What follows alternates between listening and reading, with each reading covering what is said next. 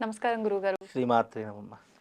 గురువుగారు నిత్యం దీపారాధన చేసే అలవాటు చాలా మందికి ఉంటుంది. అవును. అయితే నిత్యం దీపారాధన చేసేవాళ్ళు గూడా నియమాలేమైనా పాటించాల్సి ఉంటుందా? హ్మ్. అంటే ప్రత్యేకించి స్నానం చేసే విషయంలో గూడా చాలా మందికి చాలా అవునవును. రకాల డౌట్లుంటాయి. ప్రతిరోజు తలస్నానం చేసే దీపారాధన చేయాలా? అవును. కొంతమంది చెప్తూ ఉంటారు ఆడవారికి ప్రతిరోజు తలస్నానం అవసరం లేదు అని చెప్పి. హ్మ్. కానీ చాలామంది ఆడవాళ్ళకసలు మనసొప్పదు. అవును. తలస్నానం చేయకుండా హ్మ్. పూజ చేయడం ఇదంతా అనేది. అసలు ఏ రకంగా ఉండాలి గురుగారు? నిత్య దీపారాధనకు నియమాలేముంటాయి?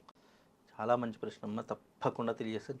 అంటే ఈ చిన్న చిన్న విషయాలే చాలా మట్టుకు మనిషిని మెదడు తిప్పుతూ ఉంటాయి. అంటే చిన్న పొరపాటు జరిగినా లేదా గాలికో ఏదన్నా దీపం కొండెక్కినా హ్మ్. అబ్బా! ఏదో అపరాధం జరిగిపోయింది. ఏదో తప్పు జరిగేటటువంటి అనుమానాలు పెంచేసుకుంటూ ఉంటారు. అవును. అయితే ఇక్కడ నిత్య దీపారాధన అన్నదానికి అర్థం ఏంటి అంటే గనక మనం ఎప్పుడైతే ఇంట్లో దీపం వెలిగిస్తామో, హ్మ్. దీపం వెలిగించే సమయానికి అర్థం ఏంటి అంటే, దేవతలు వచ్చేటటువంటి సమయము అని అర్థము. హ్మ్. పాజిటివ్ ఎనర్జీని గెయిన్ చేసుకునేటటువంటిది అని అర్థము. ఇంట్లో నెగెటివ్‌ని బయటకు వెళ్ళగొట్టడానికి, అలాగే మన ఇంట్లో పాజిటివ్ ఎనర్జీని గెయిన్ చేసుకోవడానికి నిత్య దీపారాధన అనేది చేస్తారు. మన ఇంట్లో ఏ రకంగానైతే బల్బు వెలుగులో అంటే ఒక విద్యుత్ వెలుగులో మనం ఉంటామో, హ్మ్. భగవంతుడికి వెలుగేంటి అంటే దీపము. అవును. భగవంతుడికి వెలుగుని ప్రసాదించేటటువంటిది, భగవంతునికి ఎప్పుడు కూడా శక్తిని చైతన్యవంతంగా చేసేటటువంటిది ఏదైనా ఉంది అంటే, అది కేవలం దీపము అని అర్థం. అందుకే ఇప్పటికీ కూడా మీరు తిరుపతికి వెళితే హ్మ్. గర్భాలయంలో కేవలం దీపాలు మాత్రమే ఉంటాయి. ఆ! కొన్ని కొన్ని క్షేత్రాలలో ఇప్పుడు కంచి కామాక్షి గానివ్వండి, మధుర మీనాక్షి గానివ్వండి, తిరుపతి గానివ్వండి, అక్కడ మీకు గర్భాలయంలో విద్యుత్ దీపాలు ఎక్కడా కనిపించవు. అన్ హ్మ్. అక్కడ కేవలం దీపాలు మాత్రమే ఉంటాయి. ఎందుకు వాళ్ళకి తెలీదా మరి అంత పెద్ద క్షేత్రాలు గదా! మంచి విద్యుత్ కాంతులు, మంచి మంచి ఆ! లైటింగ్స్ గూడా పెట్టొచ్చు గదా! అవును. ఎందుకు పెట్టరు? బికాజ్ భగవంతుని క్షేత్రం అనేటటువంటిది కేవలం దీపాల కాంతుల్లోనే ఉండాలి. హ్మ్. ఎంతనైతే ఎక్కువగా దీపం వెలుగుతుందో మన ఇంట్లో అంత అష్టైశ్వర్యం, లక్ష్మీ కటాక్షం ఉంది అని అర్థం చేసుకుంటాము. ఓకే. అందుకే నిత్య దీపారాధనలు మీరన్నట్టుగా ఎలా ఉండాలి అంటే, ప్రతి ఒక్కరి ఇంట్లో దీపం వెలిగించే వాళ్ళు ఆడవాళ్ళు వెలిగించకూడదసలు.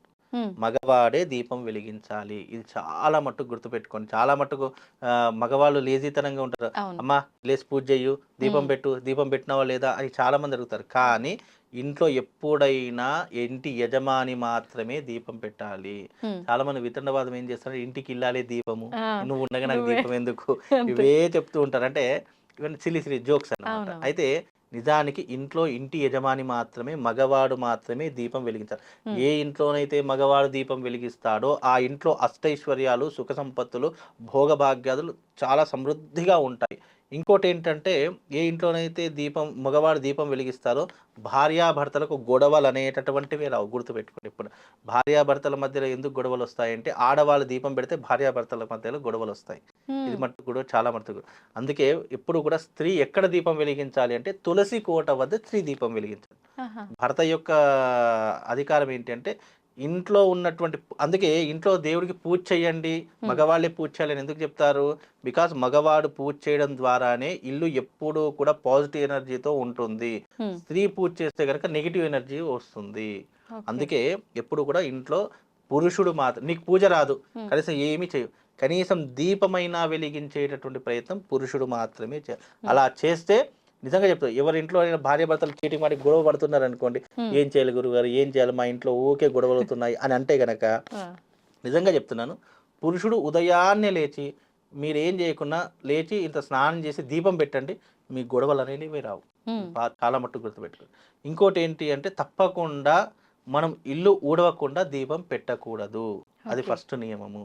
సెకండ్‌ది ఏంటి అంటే ఇంట్లో స్త్రీ ఎప్పుడైతే పొద్దెక్కేదాకా పడుకుంటుందో హ్మ్. ఆ ఇంట్లో ఎప్పుడూ కూడా ఇబ్బందులు, గొడవలు, ఆర్థికపరమైనటువంటి ఇబ్బందులు ఇవే వస్తూ ఉంటాయి. హ్మ్. చాలామంది స్త్రీలు ఏం చేస్తారంటే, ఈరోజు సండే అండి నేను ఏం లేవాలి రోజు నేనే పనులు చేస్తున్నా ఇవాళ సండే హాలిడే హ్మ్. పడుకుంటాను అని అంటారు. అవును. కానీ స్త్రీ యొక్క ధర్మం ఏంటి అంటే హ్మ్. ఉదయాన్నే లేవడం. హ్మ్. భర్త యొక్క ధర్మం ఎలాగైతే దీపం పెట్టడమో పురుషుడి కంటే స్త్రీకి ఎక్కువ నియమాలు పెట్టడం జరిగింది.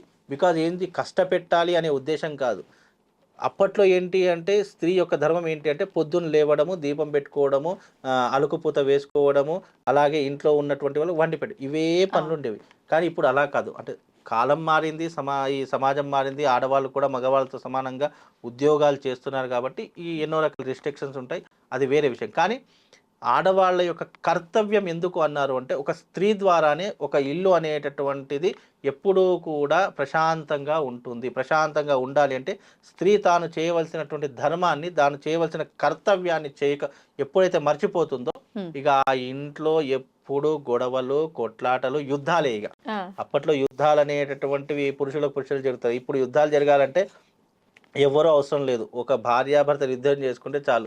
చుట్టుపక్కల వాళ్ళందరూ గుమి చూస్తారు. గుమ్మి గూడుతారు. కొడుతూ ఉంటారు. ఇగ వాళ్ళేం చేసుకున్నా వీళ్ళు ఇవే వస్తుంటాయి. కనుక అవును. ఎప్పుడైనా నిత్య దీపారాధన అనేది పురుషుడు చేయాలి. దానికి ఎన్నో రకాల నియమాలున్నాయి. అలాగే మీరన్నట్టుగా స్త్రీ నిత్యము ఎప్పుడూ కూడా తలా స్నానం చేయవలసిన అవసరం అయితే లేదు. హ్మ్. అది ఎక్కడ కూడా చెప్పలేదు. ఎప్పుడు తలస్నానం చేయాలి అనేటటువంటి పద్ధతులు కూడా చెప్పారు. ఓకే. ఎప్పుడైతే భర్తతో సాంసారికమైన జీవితాన్ని అనుభవిస్తుందో అప్పుడు ఉదయం లేచిన వెంటనే తప్పకుండా తలస్నానం చేయవలసిందే. అది నియమము. ఓకే. అలాగే ఏ స్త్రీ అయితే ఇంట్లో పొద్దెక్కే వరకు లేవకుండా ఉంటుందో, ఆ ఇంట్లో ఎప్పుడూ కూడా మనం ఎన్ని దీపాలు వెలిగించినా అది దరిద్రముతో సమానము. జ్యేష్ఠాదేవి వచ్చి కూర్చో ఎప్పుడైతే మనము ఎప్పుడు కూడా ఇల్లు ఉడవకుండా, పొద్దున లేవకుండా అలాగే స్త్రీల యొక్క వెంట్రుకలు కూడా ఇంట్లో ఎప్పుడు తిరుగుతూ ఉంటాయి. హ్మ్. అవి అలా తిరిగినా కూడా ఇంట్లో దారిద్ర్య లక్ష్మి తాండవం చేస్తుంది. కాబట్టి ఇలాంటివి లేకుండా దీపారాధన అనేటటువంటి భగవంతునికి వెలుగుని ప్రసాదించేటటువంటి హ్మ్. ఇప్పుడు కొంతమంది ఇంట్లో ఎవరైనా మరణించినా గానీ, ఎవరైనా చనిపోయినా గానీ, సంవత్సరాల వరకు దీపాలు పెట్టరు. అవును గురువుగారు. నిజానికి అది చాలా ఇబ్బందికరమైనటువంటి విషయము. అది హ్మ్. దోషమే అని చెప్పుకోవాలి. ఓకే. ఎందుకంటే మనిషి చనిపోయిన తర్వాత కేవలం ఒక 12 రోజులు సూతకం ఉంటుంది కాబట్టి, ఆ సూతక సమయంలో నువ్వు దీపం పెట్టడానికి పనికిరాదు. కానీ సూతకం అయిపోయింది, 13వ రోజు స్టార్ట్ అయింది అంటే తప్పకుండా నీ ఇంట్లో దేవుడి దగ్గర దీపం వెలగాలి. అలా వెలగకపోతే నీ ఇల్లే చీకటైపోతుంది. హ్మ్. మనం ఇంట్లో ఇప్పుడు మన ఇంట్లో విద్యుత్ దీపాలు లేకపోతే ఇల్లంతా ఎలా చీకట్లో ఉంటామో, మనం గూడా ఎలాగైతే చీకట్లో ఉంటామో, అలాగే భగవంతుని దగ్గర దీపం గనక వెలిగించకపోతే, నీ ఇల్లు కూడా చీకటితో సమానము. నీ ఇంట్లో ఇప్పుడు ఉదాహరణకు చీకటి అంటే ఏంటి? నెగెటివ్. అవును. వెలుతురు అంటే ఏంటి? పాజిటివ్. ఇంతే. దాని పెద్ద లాజిక్ ఏం అవసరం లేదు. చీకటి అంటే నెగెటివ్, వెలుతురు అంటే పాజిటివ్. పాజిటివ్. కాబట్టి నువ్వు చీకట్లో ఉండాలా? వెలుతురులో ఉండాలా? డిసైడ్ చేసుకునేది నువ్వు. అంతే. కాబట్టి ఎప్పుడైనా సరే భగవంతుని దగ్గర దీపం ఎందుకు పెడతాము అంటే, ఏదో మనకు నూనె ఎక్కువయ్యో, లేదంటే మనకేదో హ్మ్. పాపం హ్మ్. వస్తుందో అని కాదు. భగవంతుడి దగ్గర పెట్టినటువంటి దీపము నీ జీవితాన్ని ఉద్ధరింపజేస్తుంది. నీ యొక్క జ్ఞానాన్ని పెంచుతుంది. ఇప్పుడు ఒక్కసారి భగవంతునికి ఏదైనా అలవాటు చేశాము, మన ద్వారా ఏదైనా మనకు తెలియకుండానే అలవాటు అయిపోయిందనుకోండి, ఏ ఒక్కరోజు చేయకపోయినా మనకు మనశ్శాంతి ఉండదు. హ్మ్. ఎప్పుడు అదే తిరుగుతుంది. ఇప్పుడు ఉదాహరణకు నాకు గుడికి పోవడమే అలవాట్లేదు. స్నేహితుని ద్వారాను, ఎవరి ద్వారానో నేను గుడికి వెళ్ళడం ఒకరోజు, 2 రోజులు స్టార్ట్ చేశాను. 3 రోజులు ఇట్లా వారం రోజులు కంటిన్యూషన్ పోయాను. వారం రోజులు పోయిన తర్వాత ఇక నా మొక్క అయిపోయింది. ఇక నేను రాను గుడికి అని చెప్పేసి ఆయన అటెళ్ళిపోతాడు. హ్మ్. కానీ ఇతను ఎప్పుడు అలవాటు లేనటువంటి వ్యక్తికి ఇది అలవాటు అయిపోయింది కాబట్టి, అతని మైండ్ ఏమవుతుందంటే, అబ్బా! ఇవాళ గుడికెళ్ళాలి, గుడికెళ్ళాలి, హ్మ్. గుడికెళ్ళాలి అని డైవర్ట్ అవుతూనే ఉంటుంది. అంటే భగవంతుడి యొక్క తత్వం అంత గొప్పది. ఓకే. కనుక ఎప్పుడైనా భగవంతుని యొక్క తత్వం అర్థం చేసుకోవాలంటే ప్రయత్నపూర్వకంగా చేయాలి. ఆ తర్వాత భగవంతుడు నిన్నే లాగేసుకుంటాడు ఎప్పుడు కూడా. అంటే నిన్ను ఎప్పుడు పుణ్యం వైపే అడుగులేడేలా చేస్తూ ఉంటాడు. హ్మ్. అందుకే ఇదంతా దైవికపరమైనటువంటి సంబంధం ఏదైతే ఉందో, కేవలం దీపారాధన అనేటటువంటిది దీపం ఒక్కటి వెలిగించడం ద్వారా నీ జీవితం ఎప్పుడూ కూడా అంధకారంలోకి వెళ్ళకుండా హ్మ్. నిన్ను రక్షించేటటువంటి వాడు భగవంతుడు. అందుకే ఇంట్లో దీపారాధన చేయడానికి నియమాలనేటటువంటివి ఉన్నాయి. మగవాడికి ఏ నియమాలేం లేవు. ఎందుకంటే మగవాడు ఎప్పుడు తలస్నానం చేస్తుంటాడు కాబట్టి, అందుకే ఇంట్లో దీపం అనేది నిత్యము ఇప్పుడు ఆడవాళ్ళ కంటే ఎన్నో రిస్ట్రిక్షన్స్ ఉంటాయి, మంత్స్ ఉంటాయి, ఏదో రకమైన ఇబ్బందులు ఉంటాయి. ఆ టైంలో మనం దీపం ముట్టం, ఏమి ముట్టం కాబట్టి మగవాడే దీపం ఇంట్లో పెడితే ఆ ఇల్లు ఎప్పుడూ కూడా అదృష్టవంతంగా ఉంటుందమ్మా. ప్రతినిత్యం దీపారాధన చేసేవాళ్ళు ఖచ్చితంగా పూలు పెట్టే దీపారాధన చేయాలా గురుగారు? నైవేద్యము అన్నీ పెట్టాల్సి ఉంటుందా డైలీ? ఇక్కడ ధూపము, దీపము, నైవేద్యం అనే 3 రకాల పద్ధతులు చెప్పింది. అవి పెద్ద చెప్పుకోదగ్గటువంటి విషయాలు కాదు. ఎందుకంటే ధూపం అగరబత్తులు వెలిగించావంటే ధూపం. అవును. నైవేద్యం చక్కెర పెట్టావంటే నైవేద్యం. హ్మ్. ఇంత బెల్లం పెట్టావంటే నైవేద్యం. అది హ్మ్. పెద్ద చెప్పుకోదు. ధూపము, దీపము, నైవేద్యం. దీపం నైవేద్యం. పెట్టావు, ధూపం పెట్టావు, నైవేద్యం. అయిపోయింది గదా! హ్మ్. అక్కడ దాన్ని ఏదో పెద్ద భూతద్దంలో పెట్టేసి ఇవి పెడితేనే పూజ చేయాలా? అవి నీ ఇంట్లో ఉన్నటువంటి వస్తువులు హ్మ్. పెడితే మంచిది. అలా పెట్టడం ద్వారా నీకు గూడా ఇప్పుడు నైవేద్యం ఎందుకు పెడతాము? అన్న వృద్ధికి లోటు ఉండకూడదు. హ్మ్. ధూపం ఎందుకు వెలిగిస్తాము? నెగెటివ్ ఎనర్జీ ఇంట్లోకి వెళ్ళి వెళ్ళిపోవడానికి. అవును. ఎప్పటికైనా నెగెటివ్ ఎనర్జీ ఎలా వెళ్ళిపోతుంటే మన ఇంట్లో వేసేటటువంటి సాంబ్రాణి పొగ ద్వారా. ఇప్పుడంటే ధూపం అంటే అగరబత్తులు వెలిగిస్తాం. కానీ ధూపము అంటే సాంబ్రాణి పొగను ధూపము అని అంటాం. హ్మ్. అలాంటి సాంబ్రాణిని వెలిగిస్తే గనక ఇంట్లో ఉన్నట్టు నెగిటివిటీ పోతుంది. అలా ధూపం, దీపం అంటే ఏంటి? వెలుగుని ప్రసాదించేటటువంటిది అని అర్థం. హ్మ్. భగవంతుడి దగ్గర నువ్వు ఎంత మంచిగా వెలిగిస్తావో దీపాన్ని, నీ జీవితాన్ని కూడా భగవంతుడు అదే రకంగా తీర్చిదిద్దుతాడు. హ్మ్. కాబట్టి ఈ దీప నైవేద్యాలు మనం సాధారణంగా చేసుకునేటటువంటి పద్ధతులు. ఇవి పెద్ద కష్టపడాల్సిన అవసరం లేదు.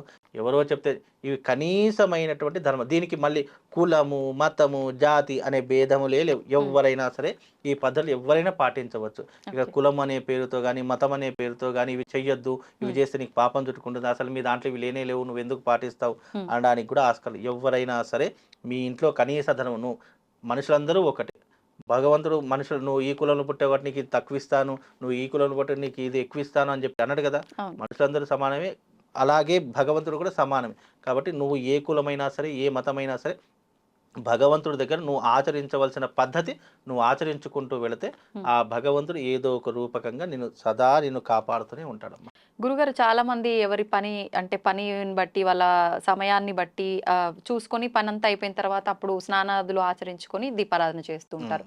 మామూలుగా నిత్య దీపారాధనకు ఒక నిర్దిష్టమైన సమయం అనేది ఉంటుందా గురువుగారు? 100% ఉంటుంది. ఇప్పుడు మనకు ఉదాహరణ మనమే ఉన్నామనుకోండి. మనకు నిర్దిష్టమైనటువంటి ఇప్పుడు ఆఫీస్‌కి వెళ్తున్నాడు. హ్మ్. ఆయన టైమింగ్స్ ఏంటి? 9 అయిందంటే ఆఫీస్‌లో ఉండాలి. అంతే. 12, 1 అయింది అంటే భోజనం టైం అయింది. మనం టైంకి భోజనం చెయ్యాలి. హ్మ్. 4 అయిపోయిందంటే ఇంటికి వెళ్ళిపోవాలి. హ్మ్. మనిషికే ఇన్ని కట్టుబాట్లు ఉన్నప్పుడు మరి భగవంతుడిని ఎందుకుండవు? 100% భగవంతుడికి కూడా ఉండే తీరుతాయి. హ్మ్. దాని నిర్దిష్టమైనటువంటి సమయం ఏంటి? అప్పట్లో చాలామంది గృహిణులు పొద్దున్నే లేచేవారు. అవును. ఇది ఆధునిక యుగం కాబట్టి పొద్దున లేవమన్నారనుకోండి, ఈ వీడియో కూడా చూడరు. ఇదంతా పొద్దున ఎవరు లేస్తారని చెప్పి హ్మ్. స్కిప్ చేసేస్తారు. కాబట్టి ఇక్కడ విషయం ఏంటంటే కనీస ధర్మం 7-8 మధ్య కాలంలోనైనా సరే దీపం వెలిగించాలి. హ్మ్. అది కనీసం. లేదు నేను 9 గంటలకు లేస్తాను, 10 గంటలకు దీపం వెలిగిస్తాను. లేదా ఈరోజు సండే నాకేం పని లేదు. 10 గంటలకు లేసి ఇక హ్మ్. నేను లేసినప్పుడు దీపం వెలిగిస్తాను. నువ్వు వెలిగించడం కూడా ప్రయోజనం లేదు. ఇప్పుడు హ్మ్. మన దగ్గర రూ. 100 ఉన్నాయనుకోండి, అవును. ఈరోజు మనకేం అవసరం లేదు. కష్టం వచ్చినప్పుడు ఆ రూ. 100 అప్పుడు ఉపయోగపడినట్టే. హ్మ్. ఇక్కడ నేను ఎప్పుడు పడితే అప్పుడు దీపం వెలిగిస్తాను అంటే నువ్వు వెలిగించినా ప్రయోజనం లేదు. నీ అవును. భగవంతుడికి వెలిగించి ఇప్పుడు అట్లయితే ఆలయాలు, గుళ్ళు, గోపురాలు ఇవన్నీ గూడా ఇష్టమొచ్చిన సమయం తీయొచ్చు. హ్మ్. ఇష్టమొచ్చిన సమయానికి దీపం వెలిగించొచ్చు కదా! అవును. ఎందుకంత పద్ధతి పెట్టారు? అంటే భగవంతుడికి చేసేటటువంటి క్రతువులు నియమంగా, పద్ధతిగా చేస్తేనే భగవంతుడు సంతోషిస్తాడు. ఇప్పుడు హ్మ్. మీకిష్టమైనటు పదార్థాలు నేను పెట్టాననుకోండి, ఎంతో ఇష్టంగా తింటారు. అవును. మీకిష్టం లేని పదార్థాలు పెట్టాననుకోండి, అది మొహమాటానికి ఒకటో రెండో తింటారు. అంతే. అంతే. భగవంతుడు గూడా అంతే. నువ్వు ఎప్పుడైనా దీపం పెట్టు. భగవంతుడు ఏమి కాదు అనడు. నాకు పెట్టకు అని అనడు. కాకపోతే ఏంటంటే, మన సమయం ఏంటి అంటే 7 నుంచి మాక్సిమం 7-8 లోపల పెట్టే ప్రయత్నం చేయండి. హ్మ్. లేదు నేను 9 గంటలకు పెడతాను, 10 గంటలకు పెడతానంటే పెట్టు. దాంట్లో ఏం తప్పు అనడానికి లేదు. కనీసం అంటే అది పద్ధతి కాదు. కాబట్టి అది నువ్వు తెలుసు. నేను ఒకనికి జ్ఞానం చెప్పేంత పెద్దవాడిని కాదు. లేదా నేను చెప్తే వినేటటువంటి వాళ్ళు కూడా ఎవరు లేరు. ఇది ఏంటంటే పద్ధతి. ఇది తెలుసుకుంటా. అంతా కూడా ధర్మానికి, పద్ధతికి, హైందవానికి సంబంధించినటువంటి అంశాలు కాబట్టి దీనికి ఇలాంటి కట్టుబాట్లు పెట్టారు. ఇలాంటి నియమాలు పెట్టారు.